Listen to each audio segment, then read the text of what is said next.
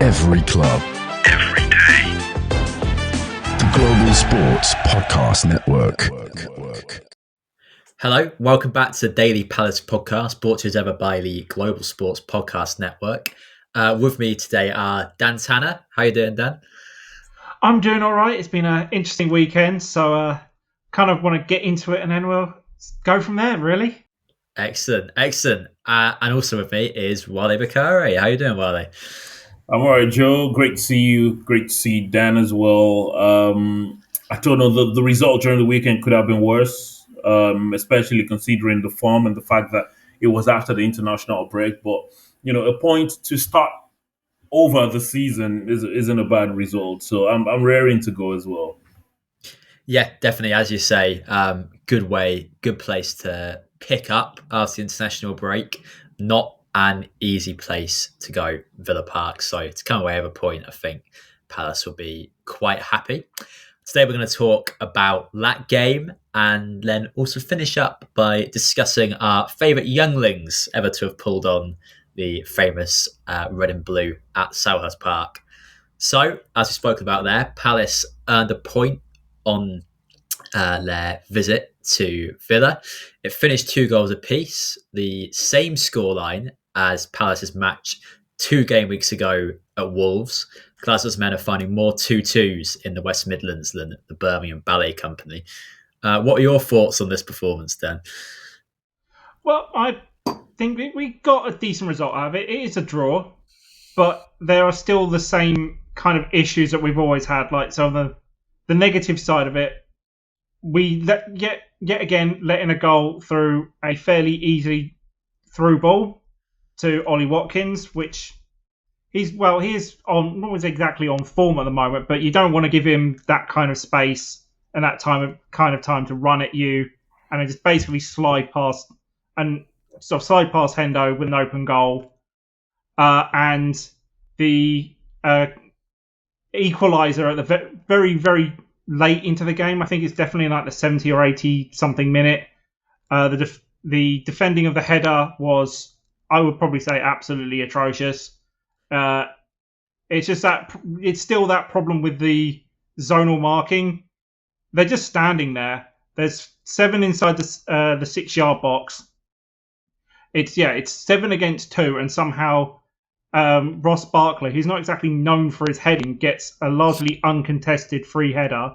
It's a good header. I'm giving him that. It's quite a bit of skill to loop it over all those guys and get it into the top corner. But it was just watching it over and over again. It's just like, how did he get all of that sort of free space and free time? But also saying that, on the other side, we got an early goal from Sarreth, who which was sort of nice finish. He held off the defender as he's running 10, 15 yards down all the way there, and we got Hendo saved a penalty from a what I would consider a bit of a light penalty if you actually kind of watch it back, but that is a sentiment to that's basically what the modern Premiership is, like very, very cheap and soft penalties you'd probably consider, and next week somebody's going to go flying in 100 miles an hour and take somebody out and it won't be a penalty. Oh, why? Because he got the ball. It's just stuff like that kind of irks me when it comes to like the VAR and stuff like that. But that's a rant for another day. And finally, we got our prospect coming in, who got a insane month of first international appearance, first senior appearances, and first goal all within the last month. So there are some positives to take away from this, but the problem still is we are dropping points and we are dropping leads that we really shouldn't be. Yeah, I agree with that summary more or less. I think I was very pleased by the pragmatism of Glasner in the game. I thought they'd play a bit more aggressive and a bit higher pressing, as they did to good effect. Villa, the back end of final game of the season last year, and also in the League Cup earlier this season. But recognised with all the injuries, with the likes of Eze, Nketiah, Kamada out, with only sort of two and a half fit central midfielders available, it made more sense to bed in, hit them on the counter where Villa have been vulnerable, and that worked to great effect. It did work to such a great effect, as you say, Dan, that Palace took the lead twice and then conceded 2 goals that they probably shouldn't have. I think you're right at defending on that corner at the end is poor. But that said, it's an absolute peach for delivery. That's completely perfect for Barkley to run onto. But nevertheless, someone could probably be braver in contesting that if someone just sort of takes responsibility and sticks a head on it. Yeah, what are your thoughts on the performance, Wale? Do you reckon Palace should have held on for a win here?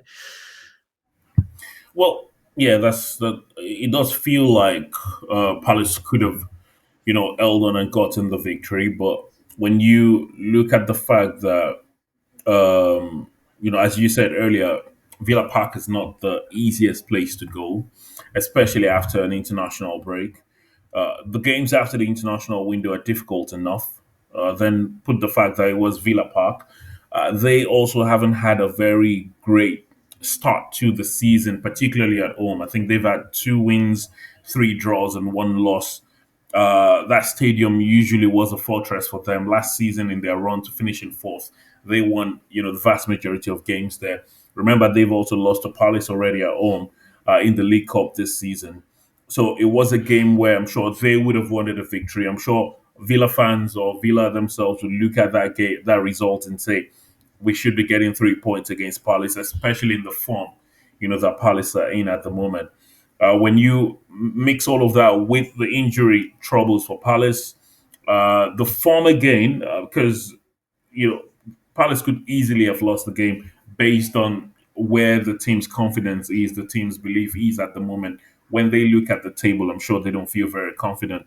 But they went to Villa Park, took the lead twice. Fantastic finish by Ismaila Sarr. I wasn't very confident it was going to bury the chance. He could have had another goal, early in the first half, but unfortunately couldn't bury that. And I'm just particularly happy for the youngster Daveni. Great finish. It was composed. It could easily have fluffed his lines or blazed it over. A lot of players see the headlines just before finishing the goal in those situations, but he was composed and put the ball in. And unfortunately, it didn't turn out to be the winner for Palace. It turned out to be just taking the lead again. But I'm all about taking the positives from traveling to a very difficult stadium with the form that Palace are in, getting a point. I know we've said this before this season. It's a benchmark to build on. It's hopefully the start of better results to come. But if we were here tonight, talking about a loss to Crystal Palace, we might not entirely be very surprised. But getting a draw at Villa Park, maybe it's not the worst of results. They played maybe not to the level we know Palace can play, but there were some interesting performances in that game. I was particularly happy for Ismaila Sarr. I could say finally showing up, but this was what we said when he was signed. He has the abilities. He has we know what he's able to do, but is he able to consistently deliver that we're not sure of. If we can get the Sarr we got on Saturday every week, then it would be an amazing signing. But he turned up on Saturday, got the goal, got the assist. Well, for the second goal, from Palace perspective, player of the match for me. But I'll take the result. It wasn't a win, but it was a well-deserved point from a very difficult stadium. Yeah, it's Sarr's right to draw attention to. Completely unbiasedly, I'd say there were shades of Gareth Bale retiring Maicon against Inter Milan there. It's a bit early for poor Ian Matson to call time on his career, but he might want to consider it after what Sarr did to on Saturday. But let's take a pause there and have a word from our sponsor. Here at Global Sports Podcast Network, we spent a lot of time selecting our delivery platform. Zencaster came out the clear winner. 4K video recording from your phone and AI editing that automatically removes all those ums and ahs. It's super easy to start a podcast that sounds great and is delivered efficiently. If you're ready to tell your story, check out the link in the show description to learn more about Zencaster. So, carrying on our chat about the Villa draw, I want to focus on some particular players. So, who stood out for you in this game, Dan? I think sort of Hendo kind of stood out for me, really. I know he was sort of slightly at fault for the goal against. You can see that he kind of ran out to kind of take out Ollie Watkins there, but yeah, he had really no choice at that point. He was 1-on-1, so he had to go and try and at least try and stop it. But I think the penalty save was just immense. It's just sort of, it hits his bottom hat and it just stops dead almost. And it was a great penalty save. It's just like, with form like that, Pickford might actually start to have something to worry about in the England goal. And I think there was another one slightly earlier where it looked like a certain goal and he just stops it. He takes it underneath his body and it just controls it perfectly. So for my standout one over the weekend would have probably been Hendo. The rest of the team were kind of there, but there were just too many little mistakes that kind of cost us in the end.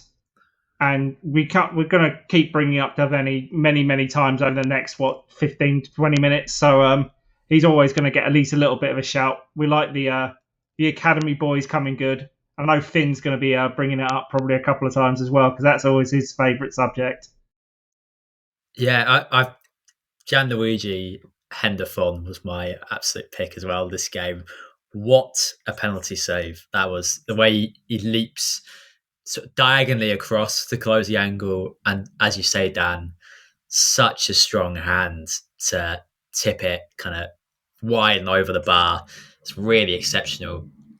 And I remember that save you talked about in the first half as well. I think it's from a Watkins effort towards his near post. Yeah, I think it's Watkins again. It's fairly close range from almost the same spot where he scores from, but he just stops it and it goes underneath him. Kind of wrong foots him and he manages to completely shift his weight and not only get a hand to it, but actually bring it under control and hold it. It's very, very impressive. What about you, Wale? Any standout players you'd like to highlight? Well, I did mention our Impress Award with Ismail Assar. I'm glad it turned up as I said. Justin Devaney had a great game. Of course, not just because he got the goal, but his overall performance in the game. Dean Henderson, made some top saves. Continues to, even though there are times when you feel like you could make that mistake, but then you'd back him to make a save almost every time he faces a shot. And that particular shot by Ollie Watkins could easily have gone in, but it almost made it very, very easy. And his reaction after making such a top save is what I love. It makes it seem like he was nothing, and he's just picked the ball and get on with the game, and that was great. The three back line.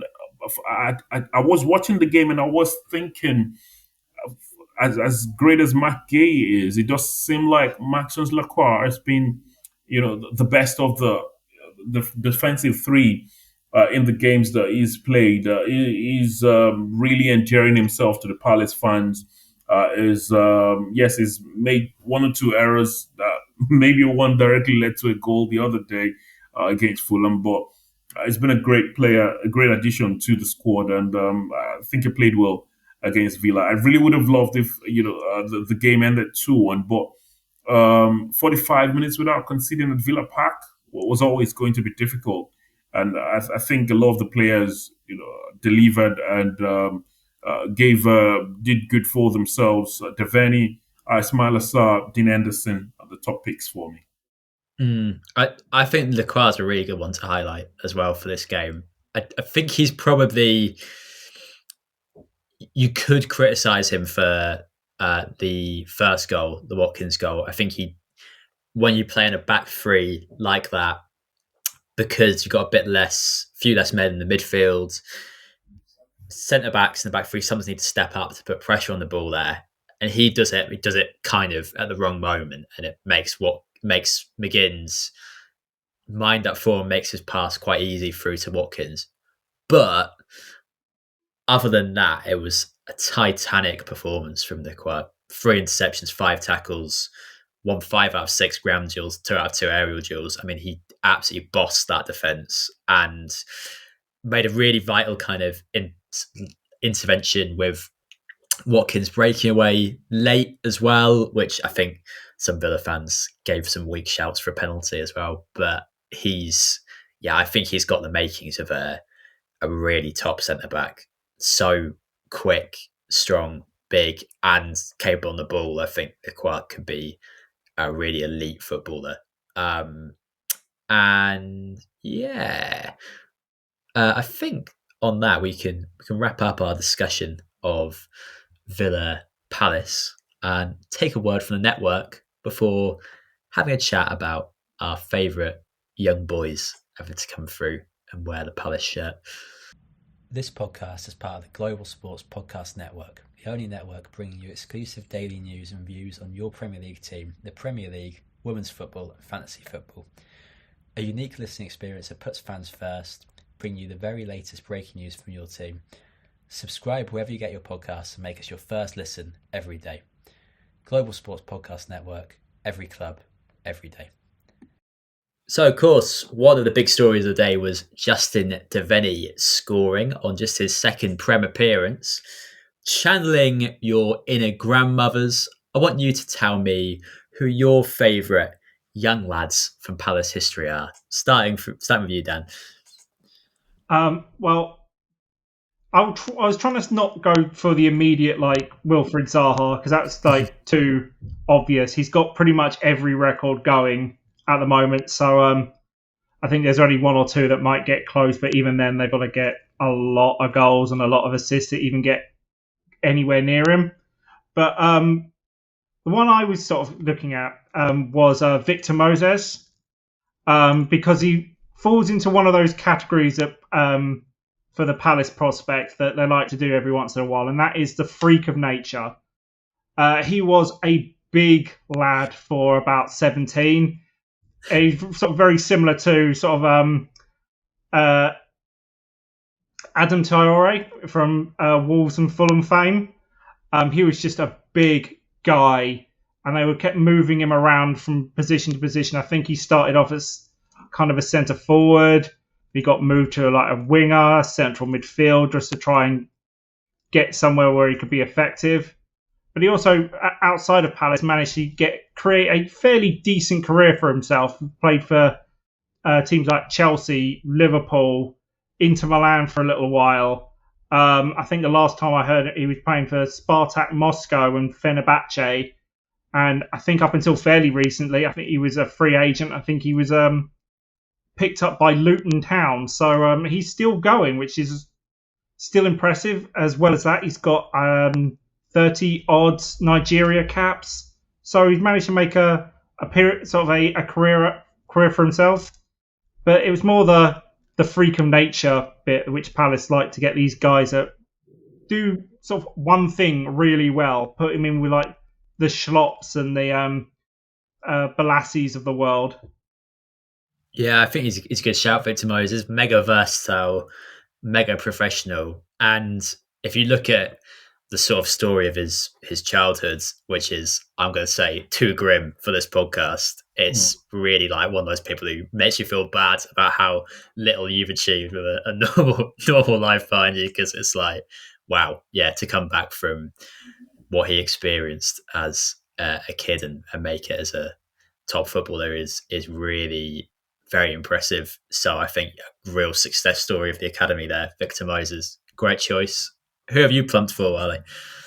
Well, it's quite easy to go for the attackers. It's quite easy to, go for the goal scorers. But I wanted to go for someone who, I was particularly excited about, and it was really great well, at Palace, maybe not so great when he left, but hopefully will recover his form. And that's Aaron Wan-Bissaka for me. He was a very good defender when he was at Palace. He was great defending. It was great, going forward.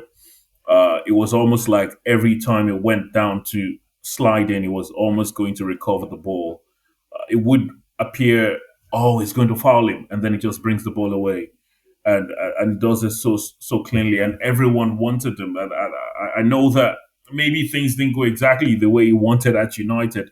And it's easy now to say, oh, I don't know why we signed him, for a lot of United fans. But at that time, they were really excited about bringing Aaron Wan-Bissaka in. And, the Palace made a lot of money. I think about £48 million thereabout, Palace made, from selling him. And it was one of those players, it wasn't getting the goals. It wasn't, dribbling. It was just getting the job done. Was very clinical in defense. Just went about his business, and it was one that really had a very bright future.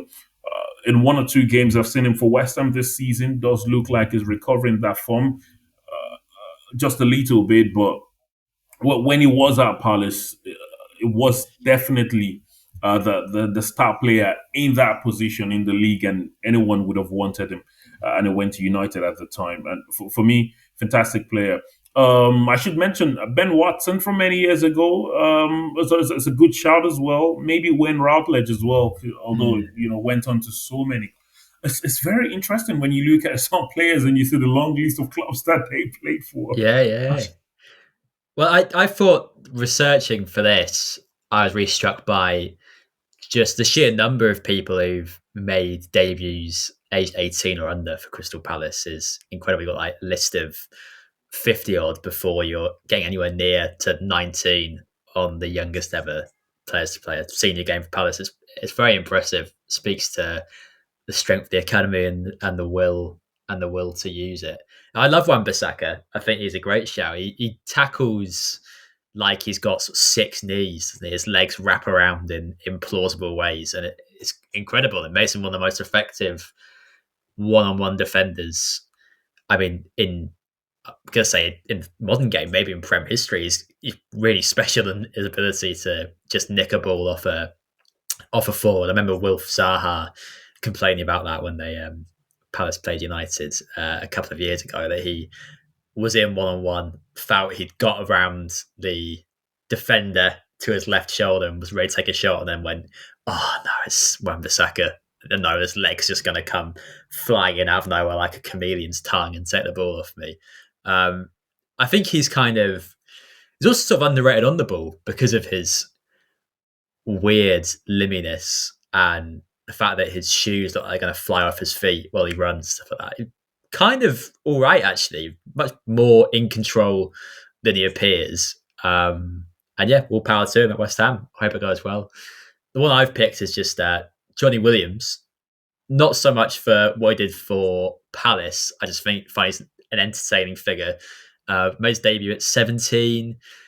Really talented player. And because he was injured so much, he sort of felt perpetually young. Like it was waiting for him to break through, like sneeze at the end of your nose, and then suddenly rocks up at Sunderland. You discover, this young starlet is now mostly bald and is no longer the prospect we once thought he was. I discovered in researching this that he was once recalled from a loan at MK Dons to solve an injury crisis in the Palace squad, which feels a bit like bringing in Balotelli to improve the discipline in your changing room.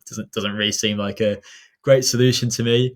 But I think he's had a nice story because rather than a career of what could have been, because of his involvement with this Wales team that went all the way to a Euro semi-final and did great things in other tournaments, he's become a hero to a nation, Wales, whose name I now read as Wales all the time, thanks to this podcast.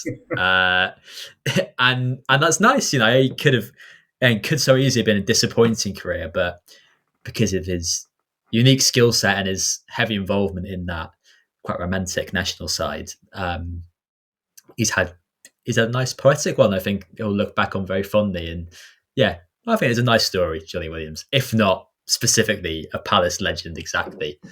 Yeah, I think that is about all we've got time for today. So, Dan and Wale, thanks very much for joining me as ever.